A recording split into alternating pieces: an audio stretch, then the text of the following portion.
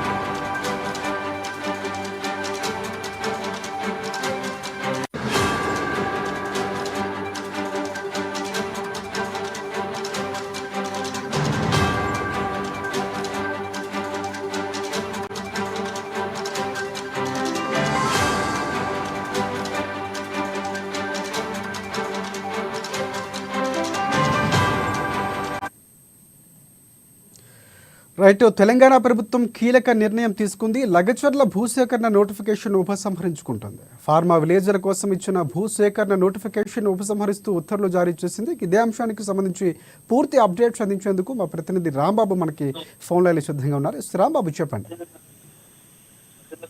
రాజశేఖర్ లగచర్ల, హకంపేట, పోలేపల్లి గ్రామాల ప్రజలకు సీఎం రేవంత్ రెడ్డి అయితే గుడ్ న్యూస్ చెప్పారు. ఫార్మా కంపెనీ నిర్ణయాన్ని ప్రభుత్వం అయితే వెనక్కి తీసుకున్నది. ఫార్మా కంపెనీ కాకుండా వేరే కంపెనీలు ఏ వచ్చినా గానీ స్వచ్ఛందంగా భూములు ఇస్తామని చెప్పి అక్కడ రైతులు చెప్పడంతో ఈ యొక్క నిర్ణయాన్ని ప్రభుత్వం తీసుకుంది. ఇండస్ట్రియల్ పార్క్ పేరుతో ఇటు కొత్త నోటిఫికేషన్ రాష్ట్ర ప్రభుత్వం విడుదల చేయాలనుకుంటా ఉన్నది. దీంతో టెక్స్టైల్ కంపెనీలకు ప్రాధాన్యత ఇవ్వడంతో పొల్యూషన్ ఉండకుండా, అదేవిధంగా స్థానిక యువతకు పెద్ద ఎత్తున ఉద్యోగాలు వస్తాయని చెప్పేసి ప్రభుత్వం ఆలోచన చేస్తా ఉంది.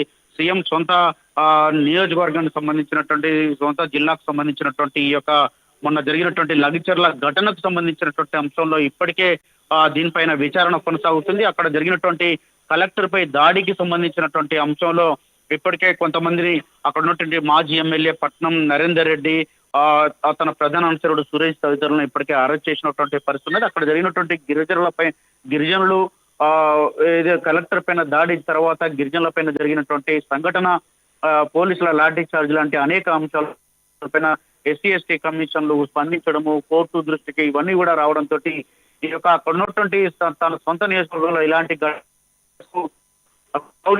చేయడం జరిగింది. అక్కడ ఉన్నటువంటి ప్రజలు కేవలం ప్రజాభిప్రాయ సేకరణకు మాత్రమే వెళ్ళడం జరిగింది. భూములను ఎక్కడ సేకరించలేదు. ప్రజలు వద్దంటే అక్కడ దాన్ని విరమించుకునే వాళ్ళం. కానీ అక్కడ జరగక ముందే బీఆర్ఎస్ కుట్రలో భాగంగా లగచర్ల అమాయక గిరిజనులను రెచ్చగొట్టి ఈ యొక్క ఘటనకు పాల్పడడంతో ఇలా గిరిజన పేదలు బలి కావాల్సి వచ్చిందని చెప్పేసి ప్రభుత్వం భావిస్తా ఉన్నది.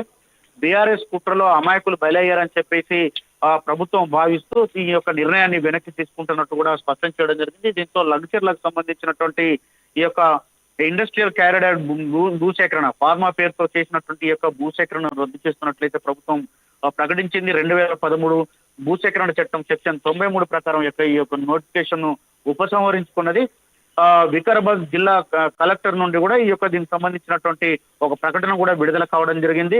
మొత్తానికైతే ఈ యొక్క ఫార్మా పేరు మీద తీసుకున్నటువంటి వికారాబాద్ జిల్లా దుద్యాల మండలంలో జరిగినటువంటి లగచర్లలో జరిగినటువంటి ఈ యొక్క సంఘటన తర్వాత ప్రభుత్వం అక్కడ ఉన్నటువంటి ప్రజలకైతే గుడ్ న్యూస్ చెప్పింది అనుకోవాలి. ఎందుకంటే ప్రజలు వ్యతిరేకించినటువంటి నేపథ్యంలో ఫార్మా కాకుండా టెక్స్టైల్ ఇతర పరిశ్రమలు అక్కడికి తీసుకొచ్చి అక్కడ ఉన్నటువంటి స్థానిక యువతకు పెద్ద ఎత్తున ఉద్యోగాలు కల్పించాలని చెప్పి రాష్ట్ర ప్రభుత్వం భావిస్తున్నటువంటి నేపథ్యంలోనే ఈ తాజా నిర్ణయం అయితే అక్కడ ఉన్నటువంటి ప్రజలకు కూడా ఆ అక్కడ ఉన్నటువంటి ప్రజలు హర్షించేటువంటి పరిస్థితి ఉన్నది. ఇటు ముఖ్యమంత్రి రేవంత్ రెడ్డి కూడా ప్రజలు కోరుకున్నట్లుగానే వాళ్ళకు కావలసినటువంటి ఫార్మా కాకుండా ఇతర పరిశ్రమలను నెలకొల్పి ఉపాధి కల్పించాలనే ఆలోచనలో ముందుకెళ్తా ఉన్నారు. అందుకొరకు ఈ యొక్క నోటిఫికేషన్ ను ఉపసంహరించుకోవడం జరిగింది ఈ రాజశేఖర్. అండ్ ఈ నేపథ్యంలో కొంతమంది రైతులు కూడా అరెస్టు చేసినటువంటి నేపథ్యం కనిపిస్తుంది. సో అక్కడ ప్రజలు హర్షాన్ని వ్యక్తం చేసే అవకాశం స్పష్టంగా కనిపిస్తుంది. ఎందుకంటే వారికి అనుగుణంగానే ఉత్తర్వులు ప్రభుత్వం జారీ చేసినటువంటి పరిస్థితి. సో వారిని ఏమైనా విడుదల చేసే అవకాశాలు ఏమైనా కనిపిస్తున్నాయా? ఇప్పటికే కమ్యూనిస్ట్ పార్టీలకు సంబంధించినటువంటి 10 కమ్యూనిస్ట్ పార్టీల నేతలు కూడా ముఖ్యమంత్రి రేవంత్ రెడ్డిని కలవడం జరిగింది. అక్కడ నిజ నిర్ధారణ కమిటీ పేరు మీద కమ్యూనిస్ట్ పార్టీల నేతలు లగచర్లకు వెళ్ళి అక్కడ పరిశీలన చేయడం జరిగింది. లగచర్లలో జరిగినటువంటి అక్కడ ఘటనను పూర్తి మొత్తం వివరాలను కూడా ముఖ్యమంత్రి దృష్టికి కూడా తీసుకురావడం జరిగింది. లగచర్లలో జరిగినటువంటి ఒక కావాలని చెప్పేసి కొంతమంది వ్యక్తులు ఈ యొక్క దాడికి పాల్పడేందుకు ఒక సంబంధించినటువంటి ఉండడం